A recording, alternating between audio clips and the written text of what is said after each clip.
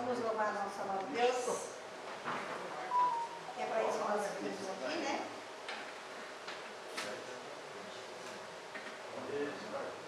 Quero louvar.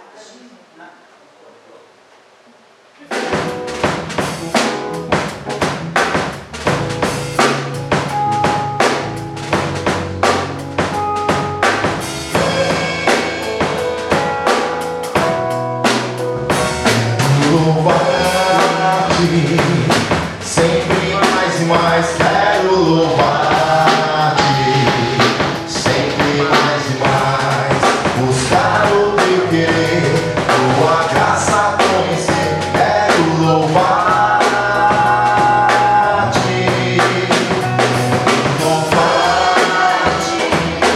Sempre mais e mais quero louvar-te, sempre mais e mais buscar o teu querer, tua graça conhecer, quero louvar-te. As aves do céu cantam para ti, as flores do campo refletem teu poder. Quero louvar, quero me gozar nas minhas mãos a ti.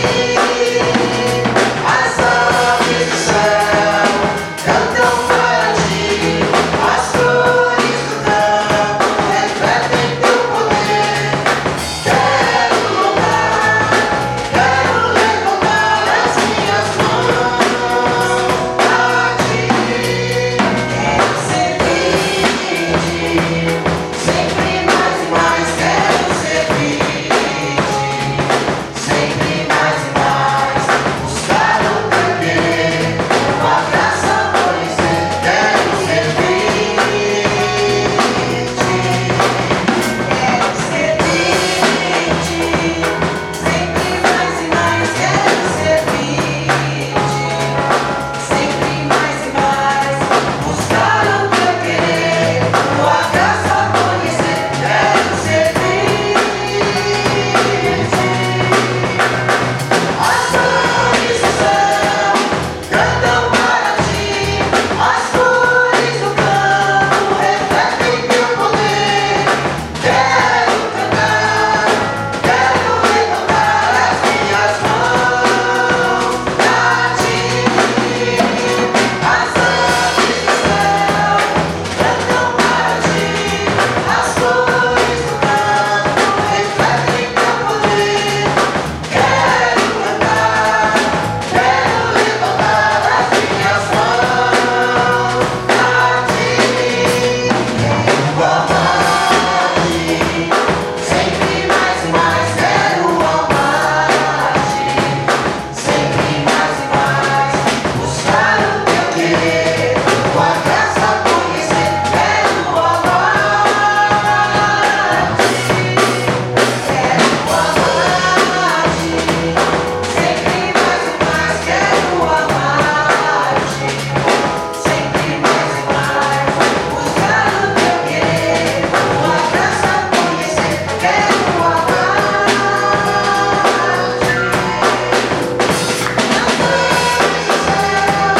Cantam para ti, as flores do campo refletem teu poder. Quero cantar, quero levantar as minhas mãos a ti. As aves do céu cantam para ti, as flores do campo refletem teu poder. Quero cantar, quero levantar as minhas mãos a ti. Amém. Pode sentar, irmãos. Vamos louvar. Se você quer cantar em pé, a voz é melhor, né? Então, vamos ficar de pé também. Vamos louvar nosso Deus de todo o coração. Entregue o seu louvor da melhor forma para Ele, porque é isso que nós viemos fazer aqui, né? Esse tempinho é para Deus.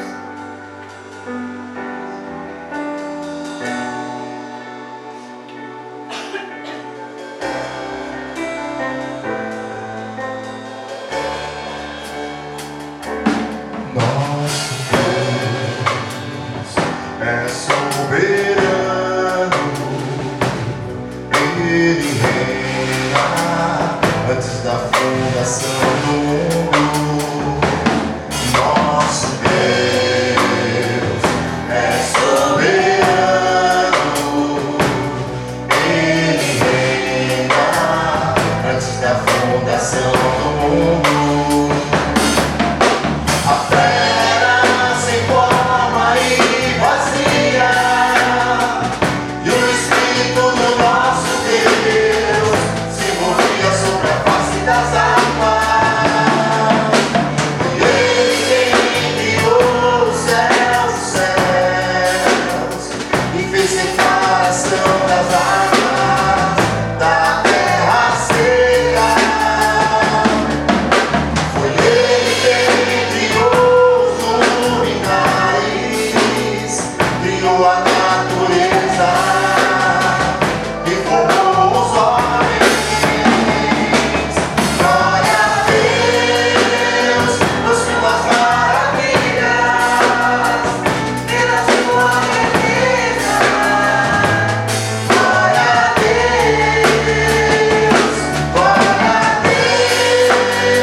por suas maravilhas, pela sua beleza. Glória a Deus. Nosso Deus é soberano. Ele reina antes da fundação do mundo. Nosso Deus é soberano. Ele reina antes da fundação do mundo. A terra se forma e vazia, e o Espírito do nosso Deus se movia sobre a face das águas. Foi Ele quem criou os céus, e fez separação das águas da terra seca. Foi Ele quem criou os luminares, criou a natureza e formou o homem. Glória a Deus por suas maravilhas, pela sua grandeza. Glória a Deus por suas maravilhas, pela sua grandeza. Glória a Deus, glória a Deus,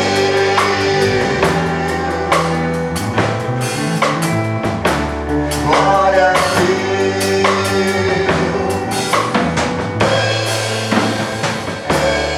glória a Deus.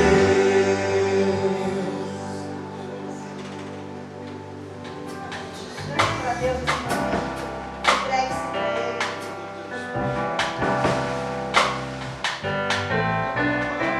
Seguro estou nos braços daquele que nunca me deixou.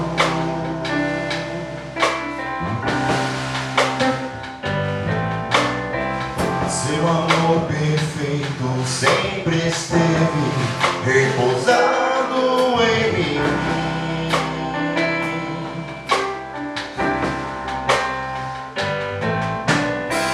Seguro estou nos braços daquele que nunca me deixou.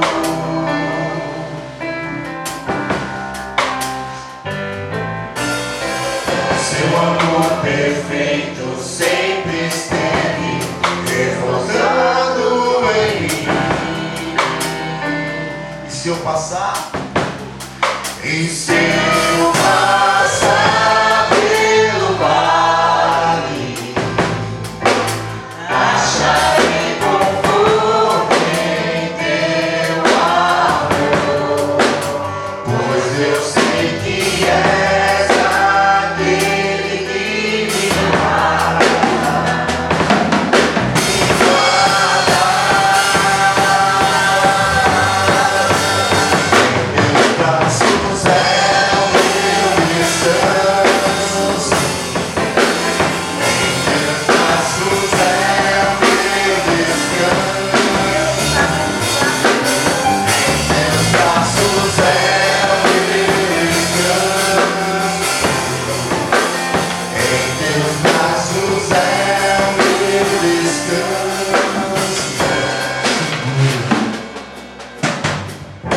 Seguro estou nos braços daquele que nunca me deixou.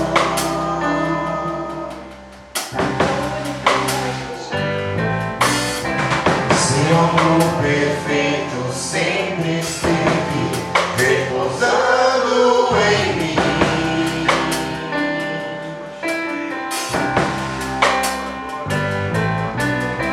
Seguro estou nos braços daquele que nunca me deixou.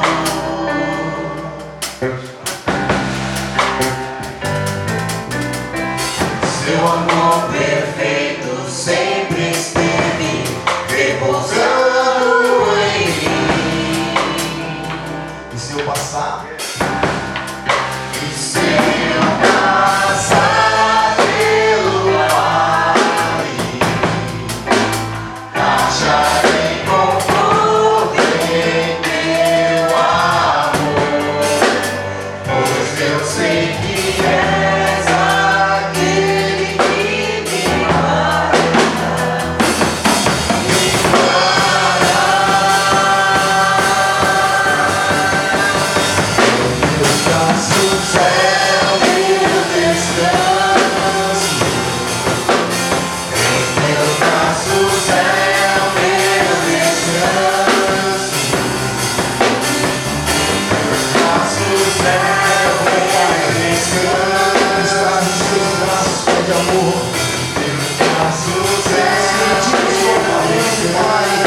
É muito bom, pecador, esquece junto a ti, Pai, o descanso.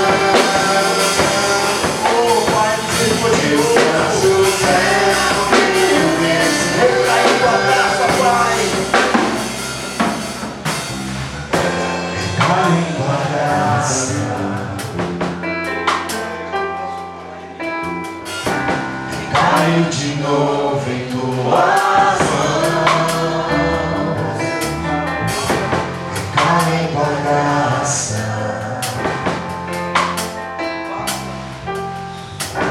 Recaio de novo em tuas mãos. Se eu passar, passar pelo vale, acharei conforto em teu amor, pois eu sei que és aquele que me guarda, me guarda. Em teus braços é o meu descanso,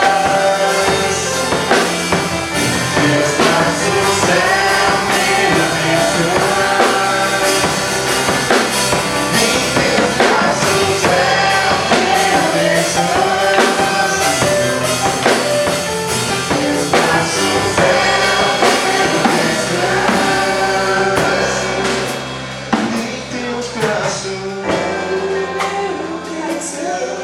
Teus braços é o nosso descanso, Pai. Em teus braços. Obrigada, Pai amado, por nos carregar no colo quando às vezes passamos pelo vale. Obrigada, Jesus. Você é tão amoroso, tão misericordioso, tão cuidadoso conosco, Pai. Quando mostrou, Pai, sempre estava na Ti agora, Pai. Teus braços é o meu descanso, Pai. Essa verdade, Pai, de todos os dias de nossa vida, Senhor. Obrigada, Pai, por nos abraçar. Obrigada por nos amar, Paizinho. Obrigada por nos escolher, andar nos seus caminhos, Senhor. Sabemos como somos importantes para Ti, Pai. E como Teu amor é imenso por nós, Pai. E sabemos que Tu queres sempre que nós estejamos nos Teus caminhos, Senhor Deus. Nós possamos fazer tudo certinho, Te agradar, Pai. E como é o filho que quer agradar os pais. Tem muitos filhos rebeldes por aí, Pai, que não Te quer. Mas um dia, Pai, eu creio de todo o meu coração que eles vão abrir os olhos e vão saber que a única felicidade plena é Tu, Pai. Temos felicidades no mundo que são passageiras, Pai querido. E cada dia aparecem mais coisas, Senhor Deus, para que nós possamos se afastar de Ti, Pai. O mundo está frio, Senhor. Está feio. O mundo está muito mal. O mundo, como dizem várias amigas, Pai querido,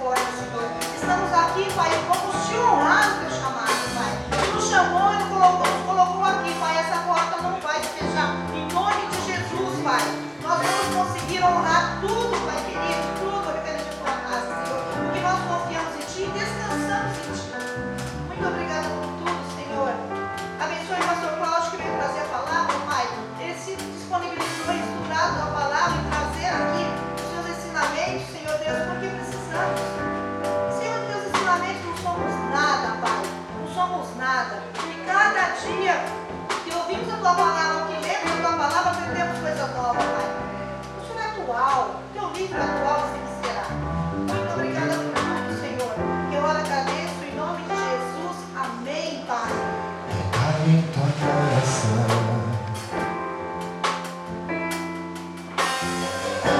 eu caio de novo em tuas mãos.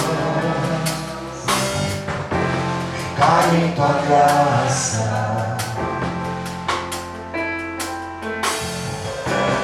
caio de novo em tuas mãos. E se eu passar pelo vale, acharei conforto em teu amor, pois eu sei que és aquele que me guarda, me guarda. Em teus braços é meu descanso. Em teus braços é meu descanso. Em teus braços é meu descanso. Em teus braços é meu descanso.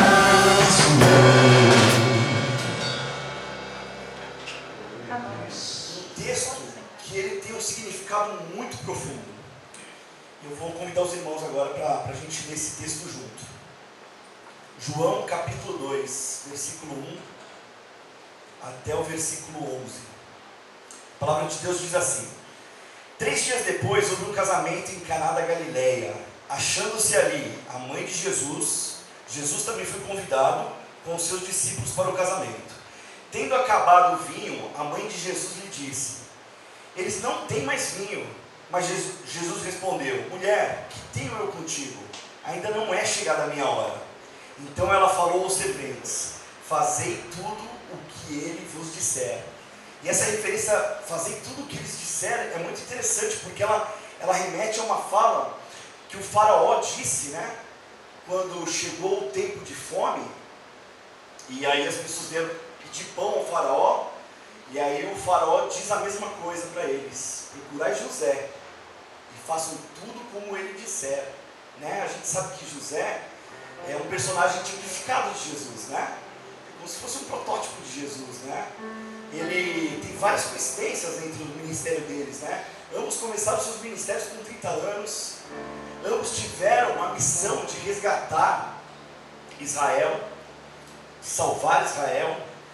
Antes, ambos os dois também tiveram todas as pessoas prostradas, ajoelhadas ao tocar da trombeta. José, naquele tempo, ele era o segundo do Egito, né? E com o anel que o faraó tinha dado para ele, todas as pessoas, quando viam José, tocavam-se as trombetas quando ele saía do palácio, e as pessoas se prostravam, né? E um dia, todos os joelhos dobrarão a Jesus, ao Senhor, no tocar das trombetas. Ambos os dois foram vendidos por moedas, né? Um por 20 moedas, Jesus por 30. E José, quando estava preso, estava ao lado de 2 criminosos. E um deles ele levou e o outro ele condenou. E Jesus assim também fez no Calvário, né? Do lado de 2 ladrões. Um deles ele resgatou e o outro ele também condenou. E a fala dela aqui é a mesma, né? Fazei tudo como ele vos disser. E aí, seguindo o texto, estavam ali, a partir do versículo 6, estavam ali 6 talhas de pedra que os judeus usavam para a purificação, e cada uma delas levava 2 ou 3 metretas, que equivale mais ou menos a 80 a 120 litros. Jesus então disse: enchei de água as talhas, e eles as encheram totalmente. Então ele determinou: tirai agora e levai ao mestre-sala. E eles o fizeram. Tendo o mestre-sala provado a água transformada em vinho, não sabendo de onde viera, se bem que o sabiam os serventes que havia tirado a água, chamou o noivo e disse: todos servem primeiro o melhor vinho, e depois os convidados já beberam bastante o vinho inferior beberam bastante, o vinho inferior é servido, mas você guardou o melhor até agora. Este sinal miraculoso em Caná da Galileia foi o primeiro que Jesus realizou e revelou assim a sua glória, e os seus discípulos creram nele. Amém? Senhor meu Deus, Pai, nós te agradecemos pela tua palavra, Senhor, tua palavra viva e eficaz, Senhor. Obrigado, Pai, porque ela é lâmpada para os nossos pés, Senhor. Ela é o nosso guia, o guia que o Senhor deixou para nós, Senhor. E nós amamos a tua palavra, assim como nós te amamos, Senhor. Usa a tua palavra, Senhor, agora para direcionar os nossos corações, Senhor. Nos conduz agora ao entendimento mais profundo, Pai, daquilo que o Senhor quer revelar para cada um de nós, Senhor Jesus. Usa a minha vida conforme a tua vontade, Senhor. Que nesse momento eu possa diminuir para que tu apareça, somente tu apareça, Senhor. Usa a minha boca conforme a tua vontade, Senhor.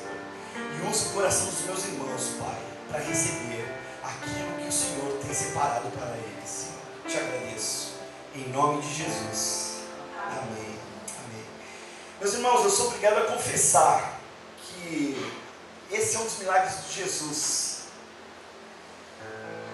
que mais me deixava sem entender. Eu não conseguia encontrar o propósito nesse milagre, nesse primeiro milagre, né? Obviamente que João trata todos os milagres de Jesus como sinais que haveriam de mostrar que Jesus era o Filho de Deus e que ele era o Messias. Mas todos os milagres de Jesus tinham um propósito direto: a cura de um cego, um paralítico que voltou a andar, leprosos tiveram suas peles curadas, mulher do fluxo de sangue que estava eternamente condenada a ser uma impura foi curada, pessoas foram ressuscitadas. Sempre houve um sentido direto nos milagres de Jesus, mas esse não tem um propósito definido. Era uma festa, havia acabado o vinho. Mas ao ler esse texto mais profundamente, tentar extrair o que João estava querendo nos narrar aqui, porque o texto de João, o Evangelho de João, ele é um pouco diferente dos outros evangelhos, né? Tanto que a gente separa assim. Nós temos os evangelhos sinóticos, né? Marcos, Mateus e Lucas, e temos o Evangelho de João. O Evangelho de João é extremamente simbólico. A maneira como ele faz a narrativa dele é extremamente simbólica. E aí eu comecei a perceber alguns símbolos que estão por trás dessa narrativa, desse milagre, e que mostram claramente que, na verdade, o que João está tratando aqui é exatamente a transição entre duas alianças: a antiga aliança e a nova aliança, o Antigo Testamento e o Novo Testamento. O Evangelho de João é cheio de símbolos. Para vocês terem ideia, foram 7 milagres narrados por João, e lá no final ele diz: muitos foram os feitos de Jesus, se forem todos escritos não caberiam em todos os livros da terra. E também 7 grandes eu sou que Jesus revela a sua natureza divina. 7 é o número da perfeição, da completude, e é muito simbólico isso também. E esse foi o primeiro milagre que ele narrou de Jesus. Normalmente os rabinos, eles têm 4 maneiras de interpretar as escrituras, né? Tem até um acróstico que chama Pardes, né? Que faz a gente lembrar cada um deles. O primeiro é o Pessá, que é a maneira que a gente lê literalmente, a leitura rápida, simples e rústica de um versículo. A segunda é o Remés, que é uma maneira mais profunda de você extrair conceitos mais profundos daquele versículo, mas literalmente, olhando só apenas para ele. Uma hermenêutica, talvez, daquele versículo. E aí depois tem o Drash, né, que é o midráxico, né, a forma exegética de você fazer uma análise do texto, né, que você relaciona ele com outros textos, busca significados, verifica o contexto que aquele texto foi escrito. É a maneira que nós batistas preferimos ler o texto, né?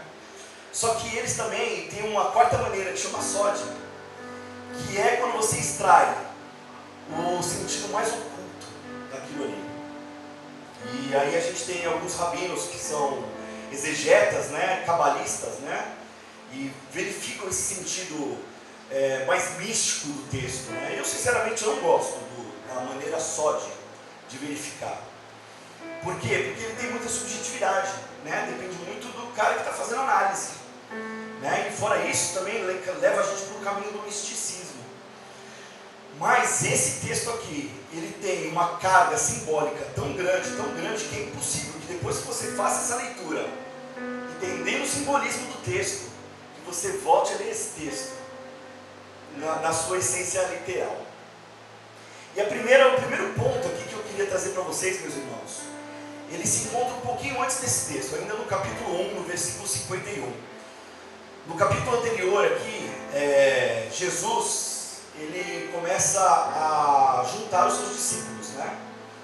E aí um pouquinho antes, ele já tinha encontrado alguns deles ali, ele encontra Natanael. E quando ele encontra Natanael, ele olha para Natanael e diz: eis aqui israelita, um verdadeiro israelita. E aí ele prediz que Natanael estava ali sentado, como se ele já tivesse visto, né? Ele mostra ali a sua presciência. E Natanael fica admirado com aquilo. Ele fala assim: és tu mesmo, o Filho de Deus, o Rei de Israel. Aí Jesus diz para ele: mas só porque você viu eu predizendo essas coisas, você diz isso? E aí Jesus lá no versículo 51 ele diz assim, acrescenta: em verdade eu vos digo, que vereis o céu aberto e os anjos de Deus subindo e descendo sobre o Filho do Homem. Irmãos, essa é o outro ponto de conexão do Antigo Testamento, do Novo Testamento com o Antigo Testamento. Aqui claramente ele está levando a gente de volta para Gênesis 28, 10, 17. O momento quando Jacó está subindo, né, indo em direção à casa da parentela dele, e ele para descansar no meio do caminho, encontra uma pedra, aceita aquela pedra, usa aquela pedra como travesseiro, e aí ele tem um sonho de anjos subindo e descendo. E aí Jesus aqui claramente está fazendo um paralelo entre essas duas situações. As situações onde os anjos subiam e desciam sobre os patriarcas, representado aqui por Jacó, representando a antiga aliança. E agora ele diz que os anjos sobem e descem sobre o Filho do Homem, sobre o Filho de Deus, que representa a nova aliança. A pedra ali que Jacó, quando acorda, depois desse sonho, ele estabelece um memorial ali, unge aquela pedra com azeite, e batido aquele lugar de Betel, ou seja, casa de Deus, Jesus diz agora que ele é a rocha. E aí o próprio Jesus afirma isso, essa transferência da ideia do templo, da casa de Deus como um local para o Filho de Deus, né? Um pouquinho mais lá à frente, agora eu vou jogar a gente um pouquinho mais para frente no versículo 18, do mesmo capítulo 2, quando os judeus perguntam para ele assim: mas Senhor, quais os sinais você vai mostrar para dizer que você realmente é o Messias? E ele diz: destruirei o santuário e em 3 dias o reconstruirei. E aí os mestres da lei replicaram: mas Senhor, 46 anos foram necessários para edificar esse santuário. Como é que você pode em 3 dias levantar o mesmo santuário? Porém ele aqui se referia a ele mesmo como santuário.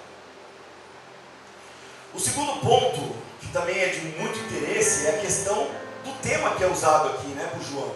Ele está falando aqui de um casamento. E a analogia do casamento ela é usada diversas vezes por Jesus. Ele se declara como o noivo, o grande noivo, que vem buscar a sua noiva, que somos nós. Lá em Mateus 22, quando Jesus está falando sobre o reino de Deus, ele afirma que o reino de Deus é como um rei que preparou a festa de casamento para o seu filho. Em Mateus 25, a gente tem uma outra parábola também das 5 virgens insensatas e as 5 virgens sensatas que aguardavam o seu noivo. Em Mateus 9 também, quando os fariseus perguntam por que os discípulos deles não jejuam, e aí ele fala assim: estando noivo com os seus discípulos, com os seus amigos, eles não têm motivo para jejuar, mas haverá um tempo que o noivo será tirado deles, e aí sim eles jejuarão. E diversos outros outros textos que fazem essa analogia do casamento, né? Terceiro ponto, o vinho, meus irmãos. O vinho para eles, para aquele povo, representava alegria. A festa tinha vinho. E havia acabado o vinho aqui. E a Maria, a mãe de Jesus, já tinha ideia do potencial que Jesus tinha feito. Se ele já não tinha feito nenhum sinal miraculoso, ela pelo menos tinha convicção de que ele, como filho de Deus, poderia resolver aquele problema. E aí ele responde: mas mulher, o que tenho eu contigo não é chegado ainda o meu momento. E aí normalmente a gente entende que essa fala de Jesus, que ainda não é chegada a minha hora, pode estar relacionado ao início do ministério dele, né? A gente sabe que os judeus, eles só começavam seu ministério aos 30 anos de idade. E possivelmente Jesus já tinha chego próximo dessa data, se não já estava com 30 anos.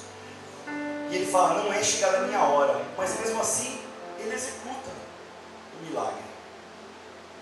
E aí isso me leva a pensar se realmente ele estava falando em relação a essa hora. Porque o milagre que ele estava prestes a fazer indicava muito sobre o que era a hora dele. O sacrifício de sangue que precisava ser derramado em favor de muitos. E o quarto ponto significativo, a simbologia que para mim é a mais significativa de todas. Talvez vocês possam alegar que, de alguma maneira, esses três pontos anteriores podem ser subjetivos, né? Pode ter sido a minha leitura sobre o texto. Mas aqui, a evidência, a simbologia é muito forte, meus irmãos, e a gente não tem como negar ela. Jesus, quando ele vai fazer o milagre, ele não usa as jarras dos vinhos que estavam vazias. Vocês perceberam já isso no texto? Era uma festa de casamento para muita gente. Deveriam haver muitos jarros ali vazios, porque o vinho havia acabado. Mas ele não pede para os serviçais ali encherem as jarras vazias. Pelo contrário, ele pede para encher as talhas de purificação. E aí, para que você possa entender um pouquinho melhor o que eram essas talhas, os judeus naquela época, eles tinham um ritual de purificação. Antes de qualquer alimentação, antes de qualquer ceia, eles se lavavam o rosto, lavavam, assim como os muçulmanos fazem. Lavavam a ponta das orelhas, as mãos, os braços, os cotovelos. E esse ritual de purificação era muito forte, tanto que Jesus é até questionado sobre isso, né? Lá em Mateus 15, os fariseus perguntam para ele, falam assim: mestre, por que os seus discípulos não lavam, transgridem, né, a tradição dos líderes religiosos e não lavam suas mãos antes de comer? E aí Jesus diz a célebre frase, né, que o que contamina não é aquilo que entra, mas é aquilo que sai da boca do homem. E é exatamente isso que a gente consegue ver dentro desse texto. Ele usa a talha de purificação, pede para encher de água. E aqui ele faz um paralelo entre a antiga aliança, onde aqueles homens tinham transformado toda a lei de Deus, todos os preceitos divinos, em regras rigorosas, em preceitos ritualísticos, e eles ficavam fixados naquilo. E Jesus ali naquele momento, ele transforma a água da purificação, da tradição dos religiosos, no vinho que representa o sangue do Cordeiro. Como se dizendo que o que purifica não é a água, não é o ritual, mas o que traz a verdadeira purificação é o sangue do Cordeiro que foi derramado em favor de muitos. Temos aqui a antiga tradição de frente com a nova aliança. Quando ele transforma a água em vinho, ele está mostrando aqui que aquela antiga tradição perdeu a sua validade. Estava sendo substituído naquele momento por uma nova aliança, por uma nova verdade. E o vinho que nós vamos agora cear é a maior representação dessa nova aliança. Uma nova aliança, uma aliança muito melhor do que a antiga. Como disse o mestre de sala, todos costumavam pôr primeiro o bom vinho, e quando já beberam, fatamente servem o inferior. Tu, porém, guardaste o bom vinho até agora. Deus guardou, meus irmãos, o melhor para o fim. Com este milagre, deu Jesus princípio a seus sinais em Caná de Galileia e manifestou assim a sua glória. Meus irmãos, aqueles homens, eles transformaram toda a lei de Deus, todo o preceito de Deus, que era feito, que foi criado para a proteção do próprio homem, para a santidade do povo. Eles transformaram tudo aquilo num jugo pesado, difícil de carregar, que nem mesmo eles carregavam. Transformaram os ensinamentos de Deus, que foram feitos para orientar o seu povo, em simples liturgia, em simples ritos.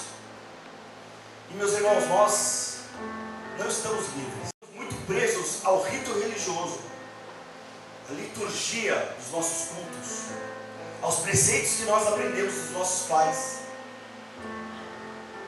E nós esquecemos a verdadeira simbologia que está por trás desse rito, que é muito mais importante. A importância do rito que nós faremos hoje, meus irmãos, ela é muito mais importante pela prática em si da ordenança. É muito mais importante aquilo que ela significa nas nossas vidas. O que significa o pão, o que significa o vinho.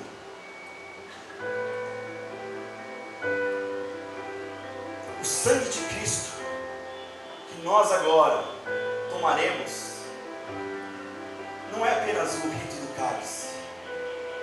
Ele tem o significado de um sacrifício muito grande, feito por mim, feito por vocês, meus irmãos. Um sacrifício de sangue que custou caro, para que nós pudéssemos ser livres do pecado. E o corpo de Cristo, representado aqui pelo pão, o pão do céu, o pão que veio do céu, o nosso alimento espiritual. Pois aqueles que buscam apenas o pão, o alimento natural, que é importante para nós também, mas aqueles que ficam presos a buscar simplesmente saciar as suas necessidades, as suas vontades, os seus apetites, estão condenados à morte, meus irmãos.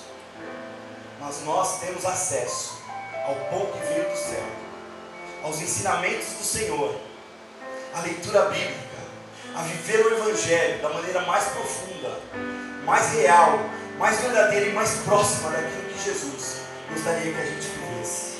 É o pão natural contra o pão que veio do céu, que é Jesus.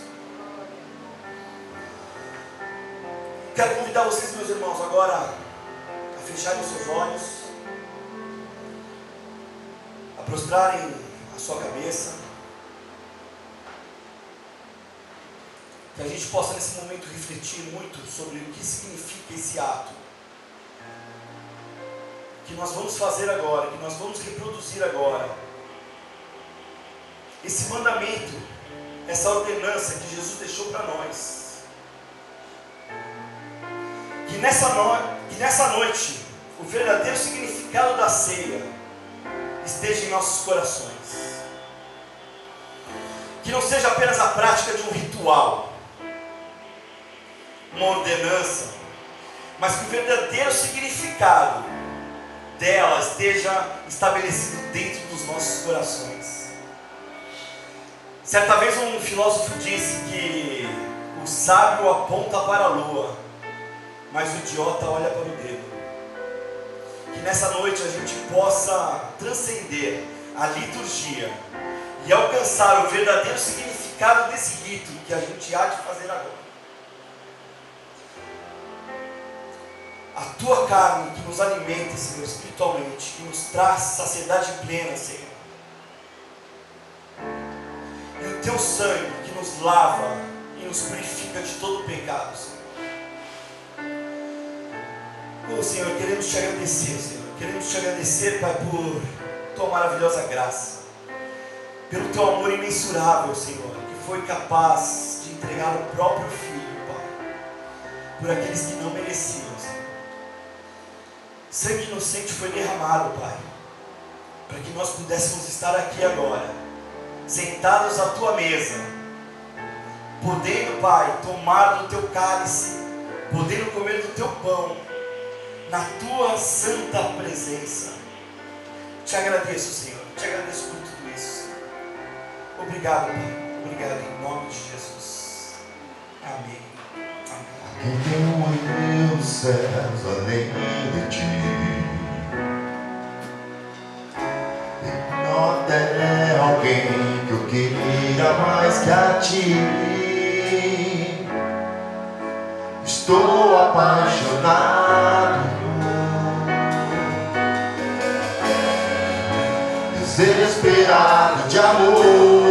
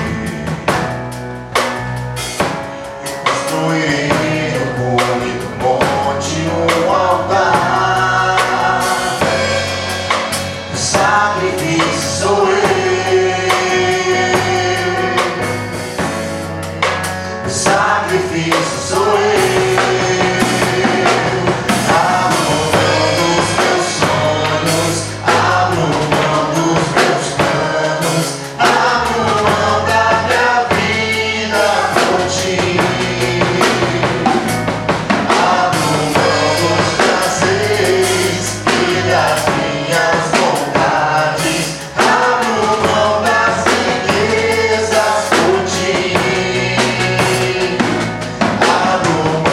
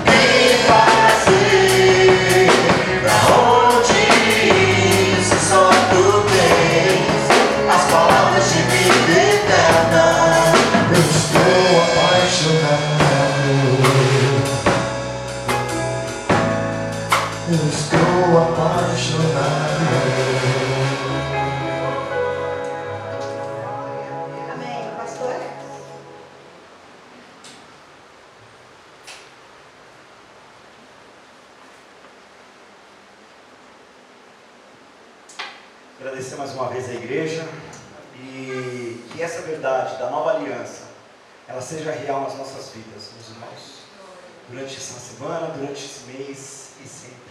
Amém?